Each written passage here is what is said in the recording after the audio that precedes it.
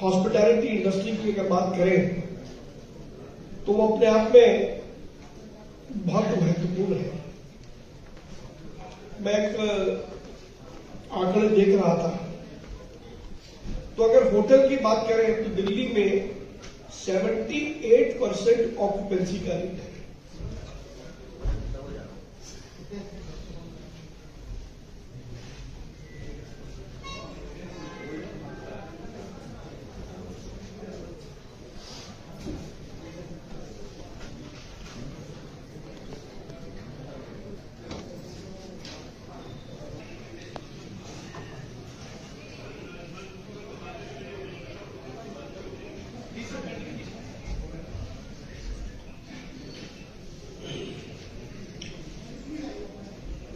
तो मैं आपसे कह रहा था, मैं खुद दिल्ली में टूरिज्म को बहुत तेजी से बढ़ावा देख रहा था।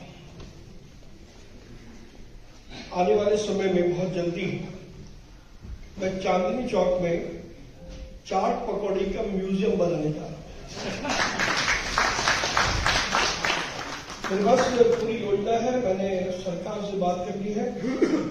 यदि दिल्ली में अभी तक तो क्योंकि केजरीवाल की सरकार थी तो मैंने जितने प्रपोजल दिए सारे के सारे उन्होंने मतलब रिजेक्ट नहीं करेंगे, पास नहीं किया। अभी 8 तारीख के बाद आप भाजपा की सरकार लाओगे तो मैं वर्ल्ड में कहीं पर भी नहीं है, मैं दिल्ली में चांदनी चौक में चाट पकौड़ी का म्यूजियम बनाने जा रहा हूं। मैं बताऊंगा कि चाट पकौड़ी कैसे बनती है, लाइव डेमोन्स्ट्रेशन दिखाऊंगा, चाट पकौड़ी का इतिहास बताऊंगा। मैं बताऊंगा आपको कि हिंदुस्तान में कचौरी सबसे पहले कहां बनी थी और कचौरी का इतिहास क्या है, दही बल्ले का इतिहास क्या है, गोलगप्पे पापड़ी का इतिहास क्या है। हम लोग खा तो लेते हैं लेकिन हमें उसके बारे में पता नहीं है, उसका इतिहास पता नहीं है। और मेरा दावा है कि मेरा म्यूजियम बनने के बाद फॉरेन और डोमेस्टिक टूरिस्ट बड़ी मात्रा में मैं चांदनी चौक में लेकर के आऊंगा। मैं दूसरा काम जो करने जा रहा हूं, मैं मेरी कॉन्स्टिट्यूंसी में टॉर्चर म्यूजियम बनाने जा रहा हूं। आजादी में चाहे वो मुगलों का जमाना हो, चाहे वो अंग्रेजों का जमाना हो, हमारे बुजुर्गों को जिस प्रकार से टॉर्चर किया गया था, मैं 3D में वो दिखाऊंगा। और मेरा ये भी दावा है कि जो देखेगा उसकी आंख से आंसू निकाल करके ही मानेगा। तो टूरिज्म को कैसे बढ़ावा दिया जाए? हम सब जानते हैं कि अनेक प्रकार का टूरिज्म है, रिलीजियस टूरिज्म है, एजुकेशनल टूरिज्म है, एडवेंचर का टूरिज्म है, बिजनेस का टूरिज्म है। अभी तो 10 साल में मोदी जी के आने के बाद पूरे देश में टूरिज्म बढ़ गया। और मैं जब बात कर रहा था, मैं आपके यहां आने से पहले मैं कुछ आंकड़े पढ़ रहा था, तो जब आंकड़े पढ़े तो मैंने देखा कि पिछले 5 वर्षों में केंद्र सरकार ने जितने दिल्ली में डेवलपमेंट किया, डेवलपमेंट तो केंद्र सरकार ने किया, तो होटल में ऑक्यूपेंसी रेट 78% का इस समय दिल्ली में है। ये आंकड़ा है, आप वो होटल इंडस्ट्री से ताल्लुक रखते हैं तो मेरा मानना है कि आंकड़ा बिल्कुल ठीक है। मैंने रेस्टोरेंट के बारे में अध्ययन किया तो पता लगा हर साल दिल्ली में 5 लाख करोड़ रुपए का व्यापार दिल्ली के रेस्टोरेंट में होता है। अब हमारी बात यह है, मैं तो क्योंकि व्यापारी हूं और पार्लियामेंट में भी मैं व्यापारी के प्रतिनिधि के तौर पर बैठा हूं, तो व्यापार मेरे कोर में है, व्यापार मुझे समझ में आता है। और जब से मैं पार्लियामेंट में गया हूं, देश का ट्रेड कैसे अच्छा हो मैं उस पर लगातार काम कर रहा हूं। और आने वाले समय में अभी बजट आने वाला है, आपको उसकी कुछ झलक बजट में दिखाई देगी। मैं आपकी पूरी इंडस्ट्री जो दिल्ली में है मैं उसका अध्ययन कर रहा था, तो कुल मिलाकर के 9 इश्यूज थे जो मेरे को समझ में आए कि जो आपकी इंडस्ट्री के सामने चैलेंजेस है। 9 चैलेंजेस है। पहला, आपकी ऑपरेशनल कॉस्ट हाई है। दूसरा, सबसे ज्यादा प्रॉब्लम आपको लाइसेंस और रेगुलेटरी के इश्यूज हैं। तीसरा जो सबसे बड़ा है वो ऑनलाइन से कंपटीशन है। आज फूड का बिजनेस सारा ये ज़ेप्टो और स्विगी, इंस्टामार्ट ये सब लोग लेंगे क्विक कॉमर्स के जरिए से। पहले ई कॉमर्स मार रहा था, अब क्विक कॉमर्स मार रहा है, कल सोशल कॉमर्स मारने वाला है। सोशल कॉमर्स मतलब फेसबुक और इंस्टाग्राम के जरिए ये आपकी इंडस्ट्री का व्यापार धीरे धीरे शिफ्ट होने वाला है। हालांकि मैं सोशल कॉमर्स को पूरे देश में सपोर्ट कर रहा हूं, लेकिन उसको हम इंटीग्रेट कर सकते हैं। आज क्विक कॉमर्स में 10 मिनट में डिलीवरी हो रही है, और ये जितने भी क्विक कॉमर्स की कंपनियां हैं, इनमें से एक को भी अधिकार नहीं था कि ये अपना कोई स्टोर रखे, डार्क स्टोर जिसको हम बोलते हैं। और क्विक कॉमर्स पर मैंने इसी हॉल में अभी पिछले महीने मैंने क्विक कॉमर्स पर व्हाइट पेपर प्रकाशित किया। तो एक कंपनी के 415 डार्क स्टोर है, एक कंपनी के 480 डार्क स्टोर है। ये व्यापार वो आपका छीन करके ले गए। हमारे जो रेस्टोरेंट है उनका व्यापार छीन करके ले गए। पहले वो आपके होटल में आता था, आपके रेस्टोरेंट में आता था। अब वो घर पर बैठ करके 10 मिनट के अंदर इनकम से सामान मंगाता है, और इनमें से कोई कंपनी आपसे सामान नहीं खरीदती। ये सब इन्होंने अपने डार्क स्टोर बनाया। तो ये ऑनलाइन का एक बड़ा कंपटीशन है जो आपके ट्रेड के सामने है। इसके अलावा लास्ट माइल के साथ जो कनेक्टिविटी है उसका एक बहुत बड़ा इश्यू है जो आपकी इंडस्ट्री सामने देख रही है। डेवलपमेंट नहीं है, इंफ्रास्ट्रक्चर डेवलपमेंट नहीं है, दिल्ली में एनवायरमेंट नहीं है, जिसके कारण से लोग दिल्ली आने में कतराते हैं। रोज दिल्ली में 5 लाख व्यापारी अन्य राज्यों से डेली आके सामान खरीदेंगे, लेकिन वो व्यापारी घट कर 3 लाख हो गए साहब। 2 लाख व्यापारी दिल्ली में आना बंद हो गया पिछले 5 साल के अंदर। यहां की ट्रैफिक का अपना एक प्रॉब्लम है, इंफ्रास्ट्रक्चर का डेवलपमेंट अपने आप में एक प्रॉब्लम है। फिर कस्टमर की चॉइस बदल रही है। जैसे अभी तक वो रेस्टोरेंट में जाता था, अब वो रात के 2 बजे, 12 बजे, 11 बजे फोन कर दो तो पान भी अब उसके जरिए हम अपने घर पर मंगवाते हैं। मोबाइल अब क्विक कॉमर्स के जरिए आ रहा है। मुझे भी 10 दिन पहले मोबाइल वालों ने बताया, एफएमसीजी का सारा सामान उसके जरिए आ रहा है। तो ये बहुत बड़ा चैलेंज है आपके सामने। जीएसटी निश्चित रूप से एक बड़ा विषय है जो आपकी इंडस्ट्री पर कहीं ना कहीं जो हाई रेट है लग्जरी टैक्स वाला, वो कहीं ना कहीं आपके लिए नुकसानदायक है। और लास्ट में स्किल्ड फोर्स आपके पास में नहीं है, वो भी कहीं ना कहीं इंडस्ट्री को ग्रो करने से रोकती है। मेरा अपना मानना है, भारतीय जनता, ये मेरे व्यक्तिगत विचार है, भारतीय जनता पार्टी की सरकार दिल्ली में बनती है तो मैं पूरी कोशिश से सबसे पहले यहां पर टूरिज्म का बोर्ड बनवाऊंगा।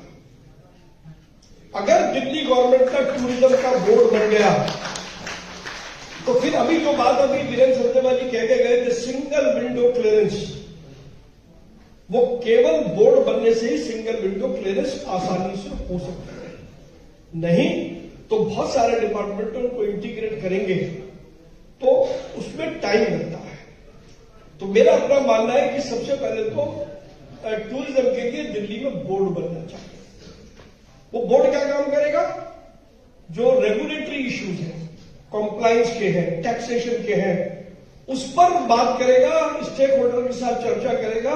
अभी जिन 6 एसोसिएशन का नाम लिया उन 6 को बिठाएगा, 6 से बात करेगा, और फिर उसके बाद वो अपनी रिकमेंडेशन जीएसटी की तो जीएसटी काउंसिल को देगा, दिल्ली सरकार की तो दिल्ली सरकार को देगा, केंद्र सरकार की तो केंद्र सरकार को देगा।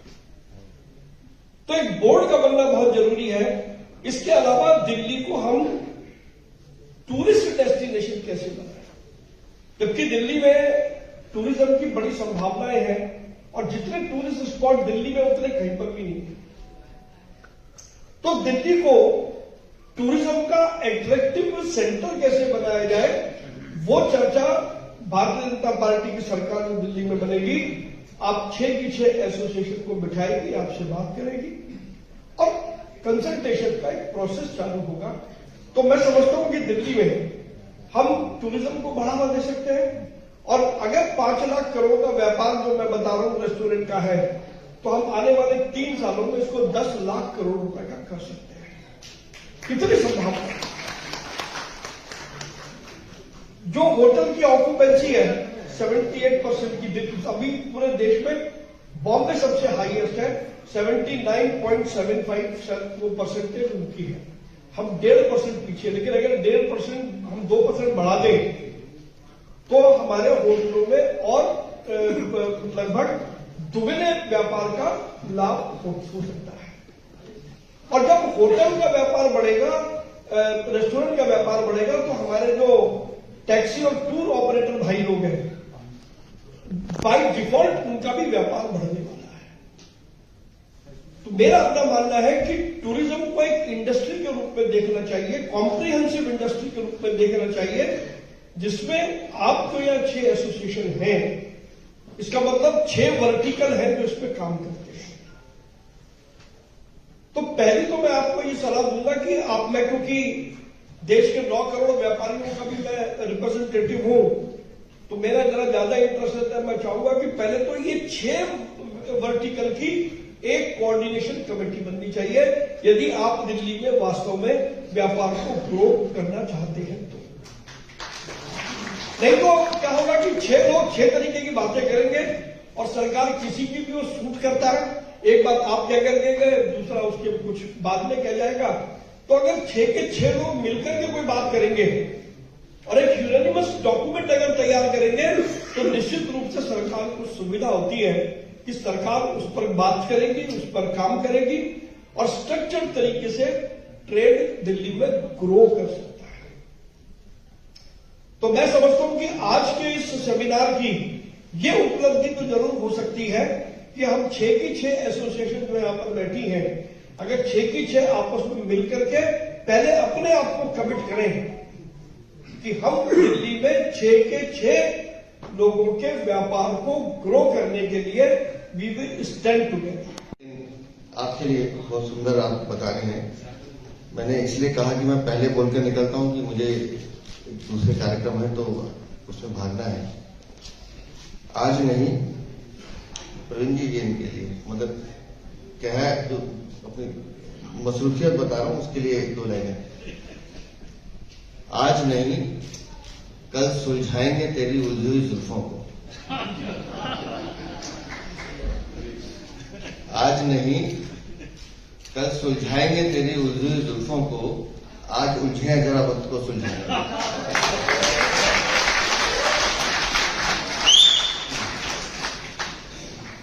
मैंने पूछा आते कि यहां कितने एसोसिएशंस के लोग हैं, और मैं सोच रहा था कि मुझे 36 साल हो गए राजनीति के क्षेत्र में काम करते हुए, और अभी भी मुझे कितना सीखना है कि इसमें से 4 एसोसिएशन के नाम मैं पहली बार सुन रहा हूं। तो ये मेरे लिए भी बहुत खुशी का अवसर है कि मैं आप जैसे लोगों से आज मिल रहा हूं। Federation of hotel and restaurant association of India, कौन है इनसे? नमस्ते भाई साहब। इंडियन कलरी फेडरेशन जी, होटल परचेज मैनेजर फेडरेशन, ये मैंने पहली बार सुना। भाई साहब बताइएगा कैसे होता है, सीखूंगा आपसे, बताओ, बिल्कुल बताओ। होटल एसोसिएशन ऑफ इंडिया, ये नाम तो सुना हुआ है। यहां से कौन है? एशियाई। अच्छा, इन्होंने मैंने लिस्ट मांग ली तो उन्होंने ऐसे 1-2 नाम बढ़ा दिए। इंडियन होटल एकेडमी, इससे थैंक यू। देखिए, टूरिज्म हम सबकी लाइफ से कहीं ना कहीं जुड़ा हुआ है। मुझे नहीं लगता कि हिंदुस्तान में कोई ऐसा व्यक्ति होगा जो किसी न किसी रूप में टूरिज्म से जुड़ा हुआ है। मैं अपनी बात करता हूं तो मुझे वाइल्ड फोटोग्राफी का शौक है, और जब से अध्यक्ष के पद पर दायित्व आया है, बीच में एक बार बड़ी मुश्किल से चोरी से भाग के गया मैं, लेकिन नहीं तो साल में 4-5 बार मैं जाके जंगलों में जाके बैठ जाता हूं। तो वो भी टूरिज्म है। कहीं भी जाऊंगा तो नेचुरल बात है, कुछ स्पेंड करना है। और उस टूरिज्म के माध्यम से जो देश विदेश के लोग हमारे देश में आते हैं, कितना बड़ा प्रभाव वो हमारे देश के लिए लेके जाते हैं, ये बहुत महत्व करता है। और 2014 का जिक्र अभी सुरेश जी ने किया, मुझे जो 2014 के बाद एक चीज समझ में आती है टूरिज्म में, कि टूरिज्म को अब एक स्वच्छता के साथ अभियान के साथ जोड़ा गया, टूरिज्म को इको फ्रेंडली टूरिज्म बनाया गया और टूरिज्म को वेदर फ्रेंडली भी बनाया गया। जैसे अभी ये सीजन चल रहा है तो सबको आप देखेंगे, सबको आग्रह आता है चलिए कच्छ चलते हैं। कच्छ का सबसे बढ़िया मौसम यही है, दिसंबर जनवरी। और जिनको वाइल्ड फोटोग्राफी का शौक है, अगर उनको इस समय भालू देखने हो अच्छे, तो आप तडोवा चले जाइए। इस मौसम में जो एक खास तरह का बेर उगता है, उसको खाने के लिए एक साथ 100 भालू आते हैं। वैसे भालू देखना बड़ा मुश्किल है। तो ये जो पिछले 10-12 सालों में अपने बिजनेस में भी जो चेंज आया है ना, ये चेंज बहुत मायने रखता है। और अभी टूरिज्म में जो मुझे लगता है, वो डोमेस्टिक हो या इंटरनेशनल हो, पर्सनल सिक्योरिटी को लेकर बहुत ज्यादा महत्व पड़ा है। मुझे नहीं पता आपको मेरी बात से आप सहमत है करें। हर व्यक्ति अपनी सुरक्षा चाहता है कि मैं जहां जा रहा हूं या अपनी फैमिली के साथ जा रहा हूं वो सिक्योर है। तो आप सोचिए कि एक टूरिज्म के साथ कितने लोगों को साथ साथ हम और रोजगार देने की बात कर रहे हैं।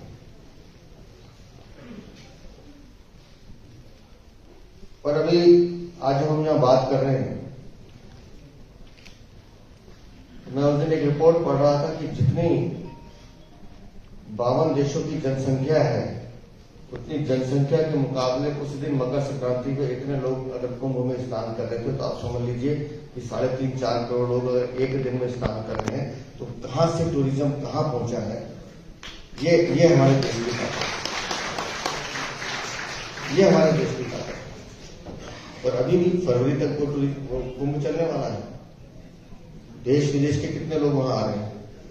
तो ये एक ऐसा क्षेत्र है जिसमें मुझे लगता है कि इसका इज द लिमिट, लेकिन इसको मेंटेन करना और इस सेक्टर की प्रॉब्लम्स को लेकर हम लोगों को हर खासतौर से हमसे, मेरा मतलब सरकार से है, सरकार को भी एक अलर्ट मोड में रहना। क्योंकि हम ईज ऑफ डूइंग की बात करते हैं बिजनेस की, प्रवीण जी, तो ये बिजनेस ऐसा है जहां मुझे लगता है कि एक सिंगल विंडो क्रिएट होनी चाहिए कि इनको लाइसेंस के लिए भागना ना पड़े, इनको लीगल लाइसेंस के लिए ब्राइब ना देनी पड़े, इनको अगर डेफिनेटली टूरिज्म है तो वहां फिर अथॉरिटीज, सिविक एजेंसी जैसी हैं जो हेल्थ के नाम पर इनका, तो मुझे जानकारी है हेल्थ के नाम पर कितना टॉर्चर करते हैं। अभी मेरे एक दोस्त है, उनका कोई कौन सा कुतुब में पता नहीं कौन सा है, एक रेस्टोरेंट है, मैं नाम सिर्फ लाइसेंस में क्या पंगा था क्या नहीं था मुझे नहीं मालूम, सिर्फ इसलिए डिले हो रहा था कि डिमांड अनरीजनेबल थी। हमने कोशिश किया 3-4 घंटे में रिलीज हो जाए, लेकिन सब हमसे आके मिल जाएंगे, सब हमसे कह देंगे, ऐसा संभव नहीं। तो एक पॉलिसी दिल्ली के लिए मुझे लगता है खासतौर से ऐसी बननी चाहिए कि ये इंडस्ट्री जो दिल्ली की हमारी संस्कृति को, हमारे कल्चर को पूरे विश्व में ले जाने का, भेजने का काम करती है, कम से कम इनको अपना बिजनेस करने में परेशानी नहीं होनी चाहिए। और मुझे ये कहने में कोई संकोच नहीं है, मैं खुद नहीं व्यापारी परिवार से आता हूं, ट्रेडिंग का हमारा काम है। मुझे ये कहने में कोई संकोच नहीं है कि दिल्ली में इस सेक्टर में बहुत काम करने की जरूरत है।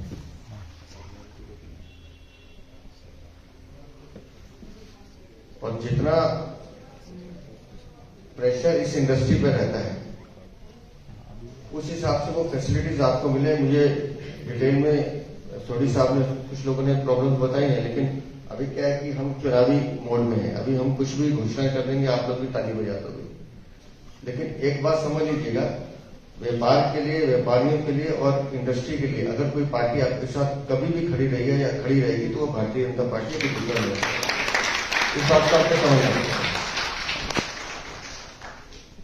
और टूरिज्म सेक्टर का जैसे मैंने जिक्र किया कि हमारे पास इतना बड़ा विशाल हमारा देश है, और मैं ठीक है, मुझे घूमने का शौक ज्यादा है, मैं देश विदेश में बहुत घूमा हूं, हम नॉर्थ ईस्ट से शुरू करें और कन्याकुमारी तक चले गए।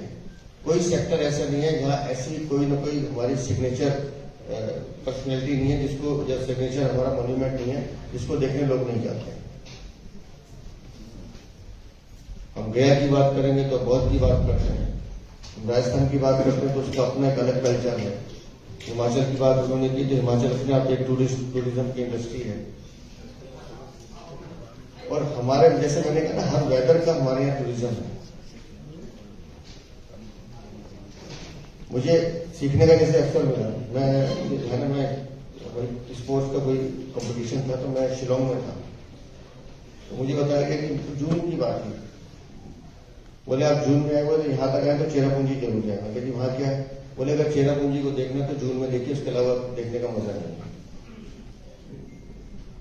मैं फॉर्चुनेट हूं, मैं देखकर आया, बड़ी खूबसूरत जगह। बोले हिंदुस्तान का कोई कोना ऐसा नहीं है जहां टूरिज्म की संभावना नहीं है।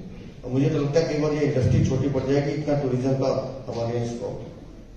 लेकिन हम उस बिजनेस को एक, जैसे मैंने कहा कि इज ऑफ डूइंग, इसका जिक्र माननीय प्रधानमंत्री जी बार बार करते हैं, लेकिन दिल्ली में अभी इस कल्चर को और मजबूत करने की जरूरत है। कुछ इंडस्ट्रीज के लोग मेरे पास आए थे, उनका कुछ एमसीडी से लाइसेंस का इशू था भवना इंडस्ट्री का। 15 से 20 मिनट लगेगी उस लाइसेंस को कोलैप्स करने में, रद्द करने में, और किया एमसीडी ने। तो ऐसा नहीं कि अगर हम शिद्दत से चाहे, जुनून से चाहे तो नहीं कर सकते। हम हर वो काम कर सकते हैं जिससे पब्लिक वेलफेयर को भरोसा मिलता है, बढ़ावा मिलता है। वो काम हमारा, वो करना हम लोगों की जिम्मेदारी है। और मैं भारतीय जनता पार्टी के अध्यक्ष होने के नाते बड़ी ईमानदारी से कह रहा हूं कि आप लोग दिल्ली को अगर बचाना चाहते हैं तो इस बार आपको आगे बढ़कर जितना काम आप करते होंगे, वोट देने या वोट लोगों को कहने का, लेकिन इस बार आपको इस हिसाब से करना पड़ेगा कि मुझे मेरी दिल्ली को बचाना है, तो हमको दिल्ली को बदलना पड़ेगा। वरना ये दिल्ली, इस दिल्ली की आप कल्पना नहीं कर सकते। और मुझे ये कहते हुए गर्व महसूस नहीं हो रहा है, क्योंकि मैं इस दिल्ली का बाशिंदा हूं, यहीं पैदा हुआ हूं। दिल्ली देश की राजधानी है, लेकिन अफसोस होता है कि 15 मिनट की बारिश में, दिल्ली देश की राजधानी और 15 मिनट की बारिश में यहाँ आदमी, बच्चे डूब के मर जाते हैं, करंट लगने से मर जाते हैं। तो क्या ये दिल्ली, इस दिल्ली को हम प्राउड कर सकते हैं? दिल्ली देश की राजधानी, और एक एक बूंद पानी के लिए हम लोग तरसते हैं। 6-6 घंटे, 3-3 दिन टैंकर में पानी लेने के लिए लोग खड़े रहते हैं। ये दिल्ली है क्या? तो इस दिल्ली को, एक ऐसी दिल्ली जो 2050 की दिल्ली कैसी होगी, उसकी तैयारी आज से करनी पड़ेगी। और उसके लिए एक विजन से काम करना पड़ेगा, और उसमें हर इंडस्ट्री को अपना रोल निभाना पड़ेगा। हर इंडस्ट्री को अपना रोल निभाना पड़ेगा। तो मुझे लगता है, एक मेरे को एसोसिएशन बताया, Delhi taxi tourist transporter and tour operators association, Sanjay सम्राट जी। संजय सम्राट मेरे पुराने दोस्त को जानता हूँ। तो हमको बहुत शिद्दत के साथ दिल्ली को अगर बचाना है तो काम करना पड़ेगा। लेकिन एक मेरी रिक्वेस्ट है, जितने भी होटल एसोसिएशन के लोग हैं, या जो पीछे बच्चे बैठे हैं जो होटल मैनेजमेंट या जो भी आपकी स्किल होगी उसमें जा रहे हैं, मुझे लगता है हमको ना, जिसका रेस्टोरेंट है किसी का भी, या जिसके कुछ होटल्स हैं, अक्सर हम बात करते हैं कि अच्छा खाना खाना, तो कोई कहेगा कि ये आइटम यहाँ अच्छी मिलती है। किसी एक पर्टिकुलर होटल का मैं नाम नहीं ले रहा हूं। एक अपनी कोई सिग्नेचर डिश क्रिएट करनी चाहिए आपको इंडस्ट्री में, अपनी जो होटल या रेस्टोरेंट चला रहे हैं। जैसे उड़द में, परवीन खंडेलवाल चांदनी चौक कैसे बता रहा हूं, उड़द की दाल खानी होगी ना, तो आपको घूम फिर के हौसला जी में, शाहबाजी में जाना पड़ेगा अगर अच्छी दाल खानी है। गलत तो नहीं कह रहा? तो एक दिल्ली में मुझे लगता है, क्योंकि मैं खुद खाना पकाना जानता हूं और मैं बता देता हूं कि देख के भी एक चीज ठीक है कि नहीं। जो आप लोग, मैं बच्चों के लिए खास तौर से कर रहा हूं, मुझे नहीं पता आप लोग कुकिंग में जा रहे हैं कि नहीं जा रहे, लेकिन कोई एक सिग्नेचर डिश तैयार करनी चाहिए हर रेस्टोरेंट को अपने, और वो दिल्ली के चार्ट पे होना चाहिए कि अगर किसी को दम आलू खाने हैं तो उसको घूमना ना पड़े कि मुझे कहाँ जाना है। अगर किसी को बटर चिकन खाना तो सिर्फ गुलाटी या पिंडी नहीं जाना, तो एक स्पेशलिस्ट कुछ और भी होना चाहिए। ऐसे नाम लिया मैंने। तो इस तरह से कोई सिग्नेचर नहीं होनी चाहिए जिससे कि लगे कि हाँ अगर ये चीज नहीं खानी है तो वहां जाना चाहिए। ऐसा करेंगे तो मुझे लगता है दिल्ली का हमारा जो बड़ा जैसे कहते हैं ना इतना बड़ा कल्चर है, इतनी बड़ी हमारी दिल्ली का स्वाद है और दिल्ली तो मशहूर है स्वादों के लिए, तो हम इसको और बढ़ा पाएंगे। और एक बेहतर दिल्ली बनाने के लिए मैं फिर आपसे गुजारिश करता हूँ हाथ जोड़ के कि 5 फरवरी को अपनी जिम्मेदारी से मतलब उसको कहीं दूसरे उसमें इवेंट में इस्तेमाल मत कीजिएगा।